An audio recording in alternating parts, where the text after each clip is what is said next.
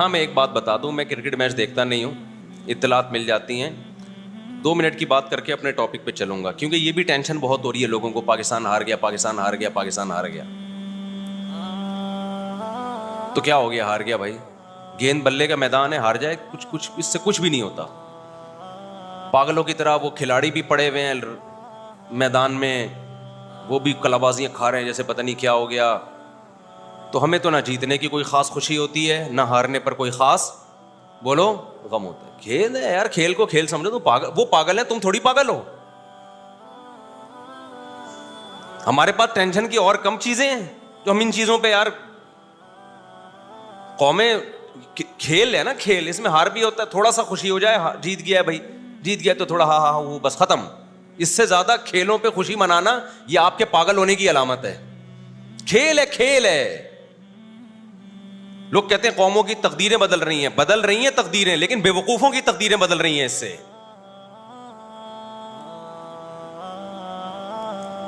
جب بے وقوفوں نے اس کو اتنی ویلیو دے دی ہے نا, بے وقوف لوگوں نے, تو ان کی تقدیریں یقیناً بدلیں گی اس سے. لیکن عقل مندوں کی صحت پہ اس سے کوئی فرق بولو نہیں پڑتا. آپ سائنس ٹیکنالوجی کے میدان میں ہار گئے ہو, اس پہ روتے ہوئے اچھے لگتے ہو. آپ میدان جنگ میں ہار جاؤ, اس پہ روتے ہوئے اچھے لگتے ہو. آپ اکنامکلی معیشت کے میدان میں ہار جاؤ, اس پہ روتے ہوئے اچھے لگتے ہو. ہمارا بھی دل چاہتا ہے رونے کا. جب بجلی کا بل آیا نا, تو یہاں تو میں ہنس رہا ہوں, آپ کو کیا پتا میں بند کمرے میں کتنا رویا ہوں گا جا کے. سبھی روئے ہیں نا, کوئی میرے اکیلے کی بات نہیں ہے. اس پہ روتا ہوا اچھا لگ رہا ہے کہ ابے اتنا بل تیرا باپ دے گا کیا. وہ آ گیا تھا کہ الیکٹرک والا بجلی کاٹنے کے لیے, تو ہمارے لڑکوں نے بولا اتنا بل تیرا باپ دے گا کیا. خیر وہ تو کاٹ کے چلے جاتے ہیں. میں تو سوچ رہا ہوں کہ جڑ سے اڑا دو بجلی کا کنیکشن یار, اندھیروں میں رہو, اندھیروں میں. ایک آدمی کا کسی گاؤں سے فون آیا, مفتی صاحب پورے گاؤں کی بجلی کٹ گئی ہے, کچھ زکوٰۃ صدقہ بھیج دو اللہ کے نام پہ. سولر پلیٹیں لگانی ہیں میں نے, سولر پلیٹیں. میں نے کہا دیکھو خالی تمہاری بجلی کٹی ہوتی نا, باقی گاؤں والوں کی نہیں کٹی ہوتی, تو سمجھ میں آتا ہم زکوٰۃ دے دیتے, آپ سولر پلیٹیں لگا دیتے. جب سارے گاؤں کی کٹ گئی, تو جب سب اندھیرے کو انجوائے کر رہے ہیں, تو آپ بھی کیا کرو, انجوائے کرو. اب وہ ہوشیار ہو گیا کہ اگلی دفعہ زکوٰۃ مانگنے کے لیے اسٹائل کیا کرنا پڑے گا, چینج کرنا پڑے گا. یہ والا اسٹائل سے کام نہیں بنا. سمجھ رہے ہو کہ نہیں سمجھ رہے. کسی نے مجھ سے کہا کہ پورے گاؤں میں قربانی نہیں ہوتی, گوشت ہی نہیں آتا. مفتی صاحب ہمارے گھر پہ نہیں ہو رہی, سب جگہ ہوتی تو گوشت آ جاتا. میں نے کہا جب پورے گاؤں میں ہی نہیں ہو رہی تو پھر آپ کے بھی نہیں ہو رہی. یا تو نا سارے کھا رہے ہوتے آپ بیچارے, تو جس غم میں سب برابر کے شریک ہوتے ہیں, وہ غم پھر غم نہیں لگتا. تو ہونا یہ چاہیے کہ الیکٹرک والوں کو بولو کہ پورے محلے کی بجلی قیامت تک کے لیے جڑ سے خاتمہ کر دو اس کا. نہ رہے گا بانس, نہ بجے گی بانسری. اس کے بڑے فضائل ہیں. رات کو ٹائم پہ سو جاؤ گے جب اندھیرے ہوں گے. آپ کہو گے گرمی میں سوئیں گے کیسے, 1 ہفتہ نیند نہیں آئے گی, اس کے بعد تمہارے باپ کو بھی نیند آئے گی. گرمی میں نیند ایسی چیز ہے جو ہم سے پوچھ کے نہیں آتی, ہم پہ مسلط ہوتی ہے. دیکھو اس کی ایک مثال دیتا ہوں. اب ایسا نہ ہو کہ الیکٹرک والے میری بجلیاں کاٹ کے چلے جائیں کہ یار یہ تو باقیوں کی کاٹیں, اس کو تو ضرورت ہی نہیں ہے بجلی کی. بھائی کاٹو تو سب کی بجلی کاٹو, خالی ہمارے اکیلے کی نہیں کاٹو. ہم یہ کہہ رہے ہیں, سمجھ رہے ہو, سب کی بجلی کاٹ دو, سکون میں آ جائیں گے یار. یہ رات کو انٹرنیٹ پہ بیٹھنا, موبائل, ٹک ٹاک, ان چیزوں سے جان چھوٹ جائے گی. آپ مجھے ایک بات بتاؤ, شور میں نیند نہیں آتی نا, لیکن ٹرین میں تو آ جاتی ہے, اتنا شور ہو رہا ہوتا ہے. کیوں بھائی, تھوڑی دیر تک نہیں آئے گی, جب نیند کا غلبہ ہوگا تو نیند اسی شور کی عادی ہو جاتی ہے. پھر تو ٹرین رکے گی تو آنکھ کھل جائے گی, یہ آواز ایک دم بند کیوں ہو گئی ہے. ٹھیک ہے, تو یہ جو گرمی میں نیند نہیں آئے گی, 4 5 6 دن نہیں آئے گی, اس کے بعد باڈی اسی کی عادی ہو جائے گی. باڈی اسی کی عادی ہو جائے گی. دیکھو میں پنکھوں کا عادی ہوں, اے سی کا عادی نہیں ہوں, تو میں پنکھا ہی چلا کے سوتا ہوں. مجھے پنکھے کی جو آواز ہے نا, ڈنگ ڈنگ, اور جتنا پرانا پنکھا ہوگا اتنی اچھی نیند آتی ہے مجھے. تو ہمارے گھر والے کہتے ہیں بھائی یہ پنکھے کی آواز سے نیند خراب ہو رہی ہے. میں کہتا ہوں یہ میرے لیے لوری ہے, اور جتنا پرانا پنکھا ہوتا ہے مجھے نیند اتنی اچھی آتی ہے, کیونکہ اچھا پنکھا ہوگا اس میں آواز کم ہوگی. पुराना पंखा डंग डंग डंग डंग ऐसे आवाज आ रही है, डंग डंग डंग। वो पुराना जमाना मुझे याद आता है यार, वंस अपॉन अ टाइम इस तरह के पंखे हुआ करते थे। तो मुझे अपना बचपन याद आता है। हमारे एक, शायद मेरी दादी को जहेज में मिला था, एक पिडिसल फैन था ठीक है, वो ऐसे ही घूमता था डंग डंग डंग करके। मुझे वो जमाना याद आता है और बड़ी सुकून की नींद आती है। मैं कहीं भी जाता हूँ पंखा तलाश करता हूँ, यार पंखा चलाओ डंग डंग डंग, नहीं तो नेट पे पंखा लगा के, पंखे की आवाजें इंटरनेट पर भी हैं, इससे पता चलता है ये सिर्फ हमारी बीमारी नहीं है, बहुत से लोगों की है ये। इंटरनेट पे लोगों ने पंखे की आवाजें यूट्यूब में डाली हुई हैं। तो जिस चीज का अपनी बॉडी को आदी बनाओगे भाई, वो आदी बन जाएगी।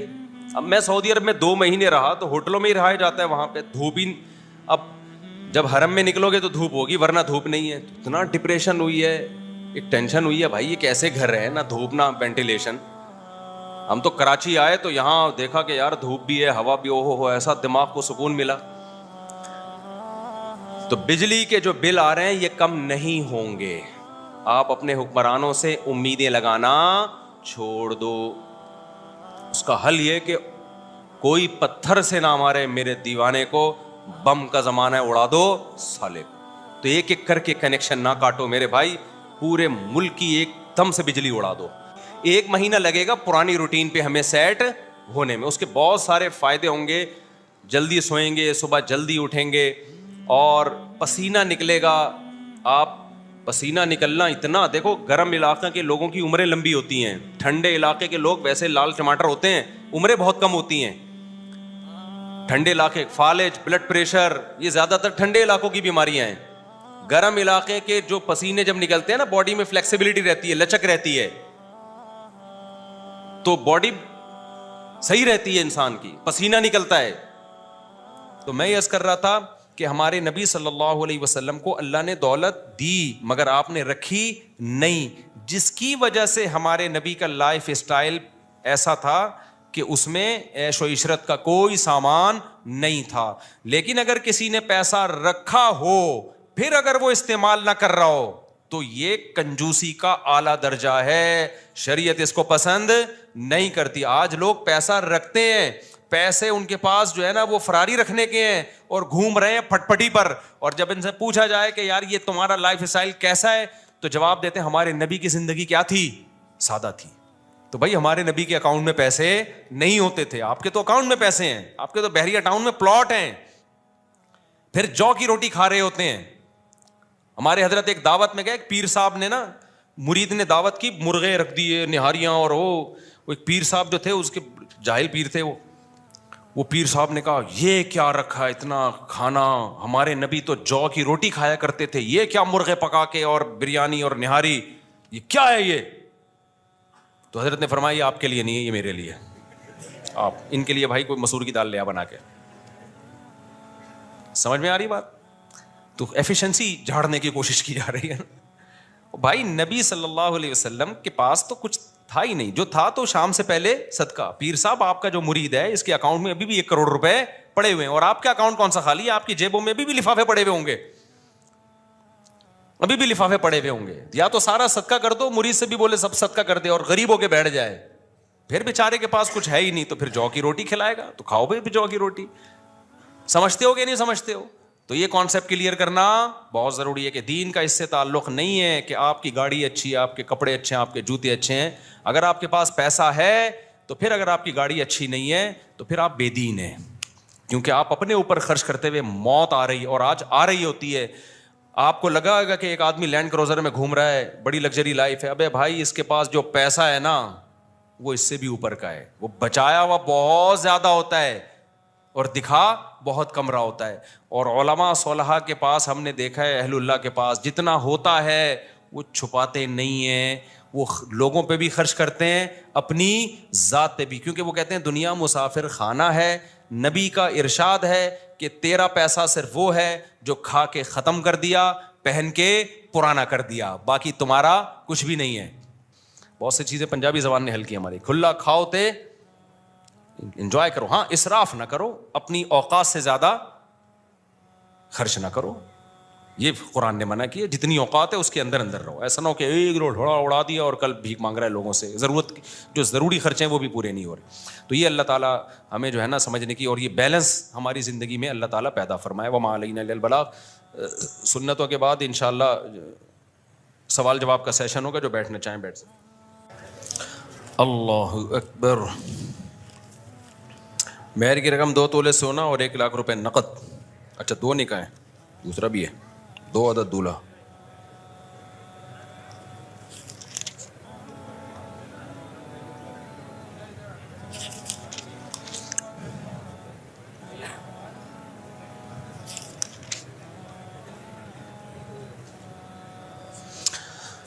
وعلیکم السلام. ماشاء اللہ ماشاء اللہ.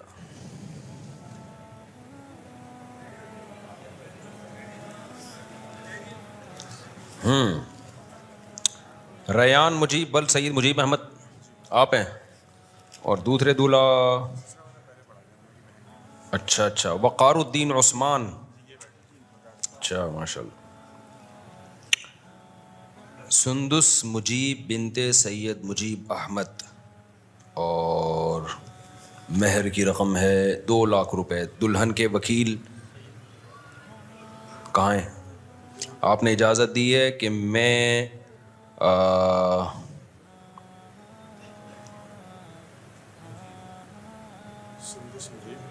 آگے اچھا انہوں نے سندس مجیب ول سعید مجیب احمد کا نکاح 2 لاکھ روپے مہر میں وقار الدین عثمانی ول قطب الدین حقانی. عثمانی حقانی ہے, لکھا ہوا حقانی ہے یار, اس کو صحیح کرو بھائی. اجازت دی کہ ان سے نکاح پڑھاؤں میں, ٹھیک ہے آپ کی طرف سے. اچھا بھائی, دوسرے جو ہیں ریان مجیب ول سید مجیب احمد, اور دلہن کا نام سیدہ ادیبہ شاہ بنت آغا سید افضل شاہ. 2 تولے سونا اور 1 لاکھ روپے نقد. اس مہر میں دلہن کے وکیل یہاں کون ہیں جی؟ کہاں ہے جی؟ آپ نے اجازت دی ہے کہ 2 تولے سونا اور 1 لاکھ روپے نقد. اس مہر میں سیدہ ادیبہ شاہ بنت آغا سید افضل شاہ, ان کا نکاح میں ریان مجیب ول سید مجیب احمد سے کروں. اجازت ہے جی؟ الحمد للہ نحمده ونستعینه ونستغفره ونؤمن به ونتوکل علیہ ونعوذ باللہ من شرور انفسنا ومن سیئات اعمالنا من يهده الله فلا مضل له ومن يضلله فلا هادي له ونشهد ان لا اله الا الله وحده لا شريك له ونشهد ان سيدنا وحبيبنا وشفيعنا وسندنا محمدا عبده ورسوله صلى الله تعالى عليه وعلى اله واصحابه وبارك وسلم تسليما كثيرا. اما بعد فاعوذ بالله من الشيطان الرجيم. بسم الله الرحمن الرحيم.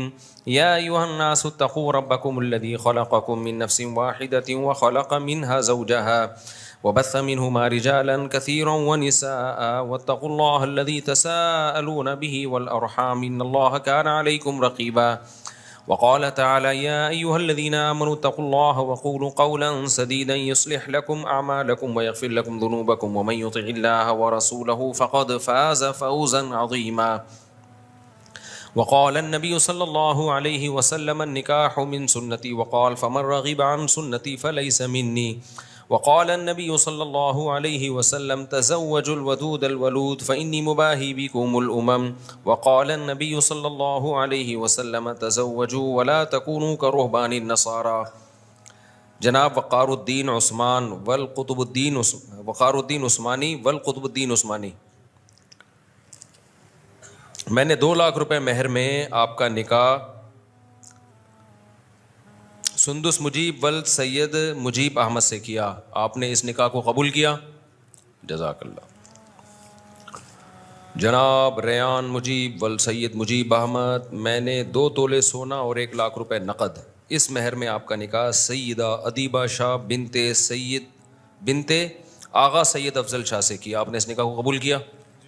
جزاک اللہ. دعا کریں اللہ تعالیٰ ان دونوں نکاحوں میں برکت دے. الحمدللہ رب العالمین والعاقبۃ للمتقین والصلاۃ والسلام علی رسول الکریم وعلی آلہ وصحبہ اجمعین. اے اللہ ان دونوں نکاحوں کو اپنے دربار میں قبول فرما، ان نکاحوں کی برکت اللہ ان دونوں جوڑوں کو تادم حیات نصیب فرما. آپس کے اختلاف، انتشار، لڑائی جھگڑوں، ہر قسم کے شر فساد سے اللہ ان دونوں جوڑوں کی حفاظت فرما. اس نکاح کو اللہ ان کے خاندانوں میں جوڑ کا، محبت کا ذریعہ بنا، خاندانوں میں خیر اور برکتوں کا ذریعہ بنا. جس کی جو جائز مراد ہے اللہ اس کی مراد کو پورا فرما.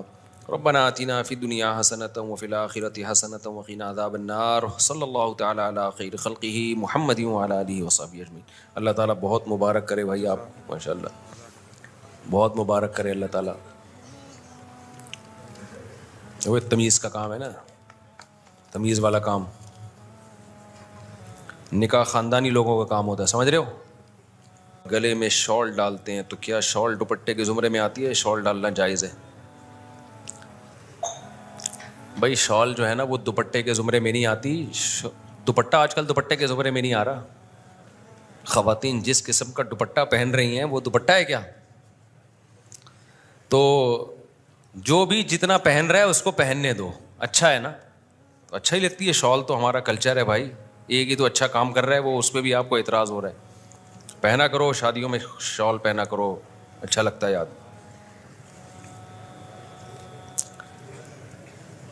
اچھا بھائی، یہ دونوں دولہاؤں سے گزارش ہے کہ تھوڑا سا ادھر جا کے گلے ملیں تاکہ ہمارا سوال جواب کا سیشن متاثر نہ ہو. مجھے ایک بات بتاؤ، آج کسی کو کہہ دیا جائے، کسی کو عشق ہو جائے نا، کہیں عشق، تو لڑکے کیا کچھ نہیں کر رہے ہوتے نا اس کو حاصل کرنے کے لیے. ڈپریشن میں جا رہے ہوتے ہیں، خودکشیاں ہوتی ہیں. اگر کوئی کہتے کہ تو 2 مہینے لگاتار روزے رکھے گا تو تجھے یہ مل جائے گی، تو رکھیں گے کہ نہیں رکھیں گے؟ کل سے ہی نیت کر لیں گے بھائی. اتنا بڑی قربانی انسان دے دیتا ہے. تو آپ کو جس سے عشق ہو گیا نا، جنت کی حور اس سے 100 گنا زیادہ ہے. سمجھ رہے ہو کہ نہیں سمجھ رہے؟ تو اللہ نے اپنے نیک بندوں کے لیے جو جنت کی نعمتیں تیار کر کے رکھی ہیں وہ اس دنیا سے کروڑہا گنا زیادہ بہتر ہے. 100 تو میں نے ویسے ہی کہہ دیا. تو اس کے لیے کچھ بھی نہیں کر رہا انسان. نفلی روزے تک نہیں رکھے جاتے، رمضان کے روزے پورے نہیں رکھے جا رہے آج کل لوگوں سے. تو وہی بات ہے، اللہ نے غیب پہ پردہ ڈالا ہوا ہے. تو اگر اللہ وہ تھوڑا سا ہٹا دے تو دنیا میں اس کی تھوڑی سی مثالیں ملتی ہیں، بڑی سے بڑی لوگ قربانیاں دے دیں. تو سوچو آخرت میں جو اللہ نے اپنے نیک بندوں کے لیے جو تیار کیا ہے جن نعمتوں کو، وہ کیا ہوں گی. جزاء بما کانوا یعملون. قرآن کہتا ہے جو تم کر رہے ہو نا اس کا بدلہ تمہیں ملے گا. تو بدلے کے طور پر اللہ کیا کم دے گا؟ وہ تو جہاں ہماری سوچ ختم ہوتی ہے وہاں جنت کی نعمتیں شروع ہوتی ہیں. تو اس لیے وہ تہجد گزاروں کے لیے رکھی ہے، زنا اور شراب سے بچنے والوں کے لیے، نماز کی پابندی کرنے والوں کے لیے، شریعت کو مکمل فالو کرنے والوں کے لیے اللہ نے رکھی ہے. مفتی صاحب، منافق کی کتنی نشانیاں ہیں؟ کیسے پتہ چلے گا کہ سامنے والا منافق ہے کہ نہیں؟ کچھ علامت بتا دیں. دیکھو، منافق کی 2 قسمیں ہوتی ہیں. ایک ہے عقیدے کا منافق، ایک ہے عمل کا منافق. اب عقیدہ تو دل کی بات ہے، وہ نبی کے دور میں ہوتے تھے، نبی کو وحی کے ذریعے بتا دیا جاتا تھا. وہ آج کل تلاش کرنا نہ ہمارے بس میں اور نہ ہم اس کے مکلف ہیں. ہم مکلف ہیں زبان کے. اپنے آپ کو زبان سے کوئی مسلم کہہ رہے ہے تو ہم نے کیا ماننا ہے؟ مسلمان. ایک ہوتا ہے عملی منافق. تو عملی منافق مارکیٹ میں ہول سیل کے حساب سے ملیں گے آپ کو. بول کچھ رہے ہیں اور دل میں کچھ اور ہے. تو نبی نے 4 علامتیں بتائی ہیں. اذا وعد اخلفا، فرمائے نبی نے کہ منافق کی 4 علامتیں. جب وعدہ کرے تو خلاف ورزی، اسی وقت نیت ہوتی ہے کہ میں جھوٹ بول رہا ہوں، ٹوپی کرا رہا ہوں. اور اذا حدث کذبا، بات کرتا ہے تو جھوٹ بولتا ہے، پتہ ہی نہیں چلتا کہ کم بخت سچ بول رہا ہے. یا بہت سے لوگ ہوتے ہیں نا اتنا جھوٹ بول چکے ہوتے ہیں اب ان کی کسی بات کا اعتماد نہیں رہتا، پھینکتے جاتے ہیں. تیسری بات، وَإِذَا اؤْتُمِنَ خَانَ، جب اسے امانت دی جاتی ہے، اس پہ ٹرسٹ کیا جاتا ہے تو ڈنڈی مارتا ہے بیچ میں. وہ سمجھ رہے ہو؟ اور ایک چوتھی علامت، وَإِذَا خَاصَمَ فَجَرَ، جب بحث مباحثہ کرتا ہے نا تو گالی گلوچ پہ آتا ہے، اوقات دکھانے پہ آ جاتا ہے. دلائل سے بحث کبھی بھی نہیں کرتا. جس کے پاس دلائل ہوتے ہیں وہ دلیل سے بات کر رہا ہوتا ہے، جس کے پاس دلائل نہیں ہوتے وہ ادھر ادھر کی پھینک رہا ہوتا ہے بیٹھ، سامنے والے کو نیچا دکھانے کی. اکثر لوگ ذاتیات پہ آ جاتے ہیں نا.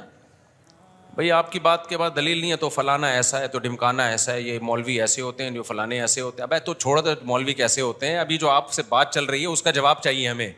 مولوی کیسے ہوتے ہیں, مدرسوں میں کیا ہوتا ہے, یہ موضوع نہیں ہے. تو حدیث میں منافق کی علامت بتائی گئی ہے کہ وہ ذاتیات پہ آ جاتا ہے, گالی گلوچ پہ آ جاتا ہے. ہاں کسی کو ستایا جائے اس پہ وہ جھگڑے کے دوران گالی گلوچ پہ آ جائے وہ ایک الگ بات ہے, لیکن بحث کے دوران بات تمیز سے چل رہی ہو پھر بلا وجہ منہ سے جھاگ نکالنا اور بلا وجہ آنکھیں سرخ کر لینا اور سامنے والے کو نیچا دکھانا, یہ اس کی علامت ہے اب آپ دلائل کی دنیا میں خالی ہو گئے ہیں. دلائل ہوتے تو آپ پیش کر رہے ہوتے.